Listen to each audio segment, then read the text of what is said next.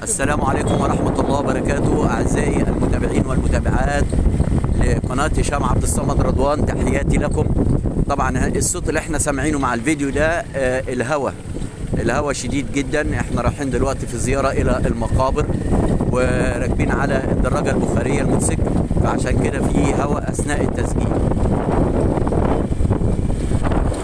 زي ما احنا شايفين كده، ده الطريق اللي مودينا على المقابر، وعلى الجانبين عبارة عن أراضي زراعية مزروعة ببرسيم وقمح وبصل، وطبعا إلى جانب الأشجار زي ما احنا شايفين كده.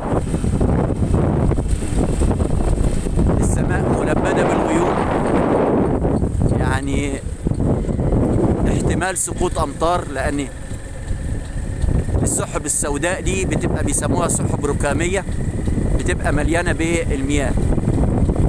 سبحان الله يعني.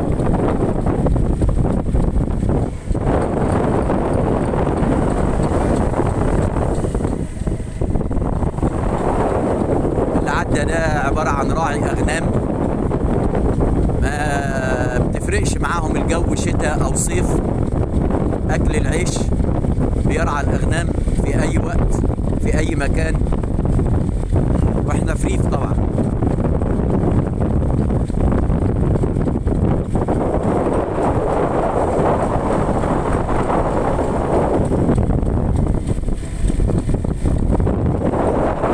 الريف سواء صيف أو شتاء قمة الإبداع والجمال اللي خلقه ربنا سبحانه وتعالى.